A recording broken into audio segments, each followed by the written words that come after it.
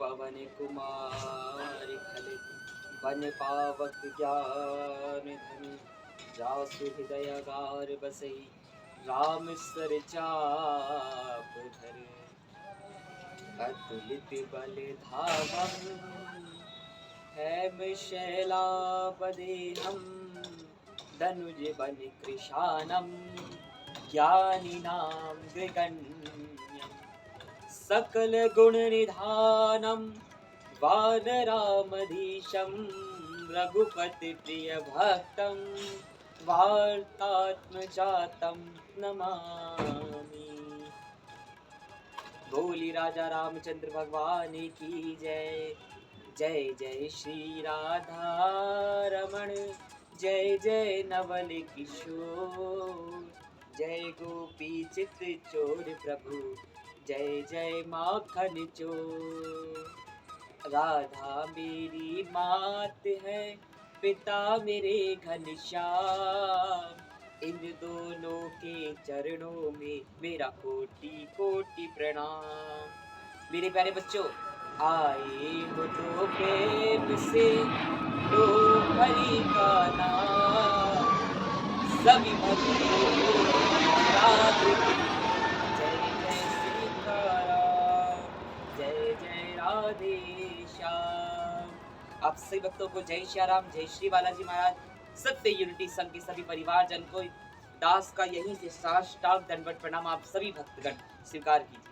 मैं आप सभी का दास राधे राजेश्वरी दास आप सभी को मोटिवेट करने के लिए, आप सभी के जीवन और इस भारत देश के उत्थान का एक ही इस दास का लक्ष्य है जो आप सभी को पूरा करना है। मेरे बच्चों, मैं सिर्फ केवल हुंकार लगाऊंगा और आप लोगों को पूरा करना है। और मुझे विश्वास है कि मेरे भारत देश के बच्चे मेरी बात को समझेंगे और मेरी बात को जानेंगे।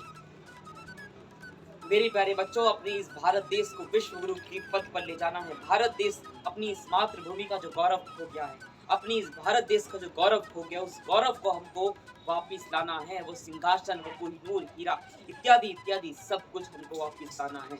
आज तमाम पूरा विश्व हमारे ही पैसों से, हमारी धन संपत्ति सब कुछ से आज वह मौज उड़ा रहा है। और हमारे भारत देश के लोग क्या कर रहे हैं? और कुछ नहीं कर रहे हैं। क्या कर रहे हैं? जात पात भेदभाव इन्हीं सब में लड़े हुए हैं। अपने भाई से भाई की नहीं बन रही, माता पिता से नहीं बन रही, पति पत्नी की नहीं बन रही, उसी में लड़ते जा रहे हैं, एक दूसरे गला काटते जा रहे हैं। और इसका फायदा कौन उठा रहे हैं? विधर्मी लोग, विदेशी आक्रांता लोग इसका फायदा उठा रहे हैं। अब समय आ गया है, अब शंखनाद हो गया है, अब शंखनाद हो गया है कि हम सभी को एक होना होगा। अब इसी के साथ शंखनाद का जब नाम आता है और जब भी हुंकार भरी जाएगी तो अपने बालाजी महाराज के नाम के साथ। आज मंगलवार, श्री बालाजी महाराज का पवित्र दिन है और ये अपने मन से निकाल दीजिए कि सोमवार, मंगल, बुध, बृहस्पति, शुक्र, शनिचर, इतवार ये सब प्रभु के हैं। आप किसी भी दिन, और मेरे हिसाब से तो आप रोज हनुमान चालीसा का पाठ, एक हनुमान चालीसा का पाठ आप अपने लिए कीजिए और एक हनुमान चालीसा का पाठ सत्य सनातन धर्म के लिए, इस भारत देश के उत्थान के लिए कीजिए। कि बालाजी महाराज ये छोटी सी आहुति आप स्वीकार कीजिए और इस भारत देश के लिए, भारत देश में जितने भी संगठन है, जितने भी देश प्रेमी हैं, उन सभी को बल दीजिए।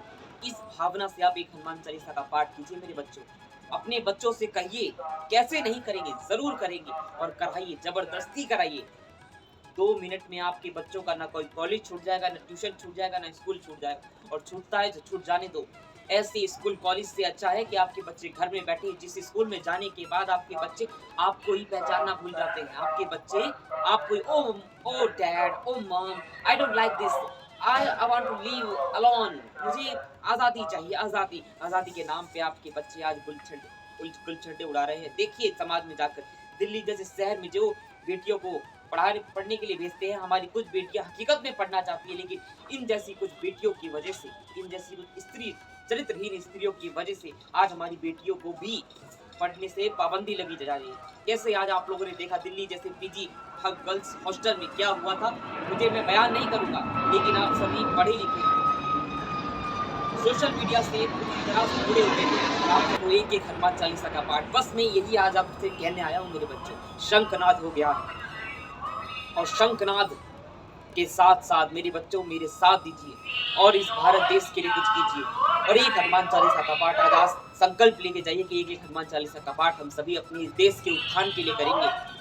ज़्यादा समय नहीं लगता, जहाँ पर भी हो, कहीं पर भी हो, ऐसा कोई नियम या कोई वो नहीं है।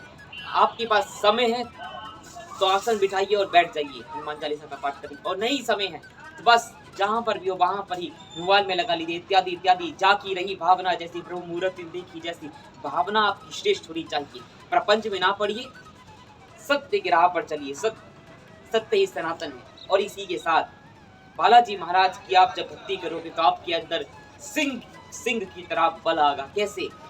बल बुद्धि विद्या देहु मोहे, हरहु कलेश विकार। बल बुद्धि विद्या सब कुछ आपको मिलेगा बालाजी महाराज की भक्ति करने से। आपको क्यों भाई और देवी देवताओं की पूजा हम क्यों ना करें? भाई देखिए, सम्मान सबका है, लेकिन अगर आपको सबके दर दर नहीं जाना, समय नहीं है, तो एकमात्र बालाजी महाराज है। क्यों?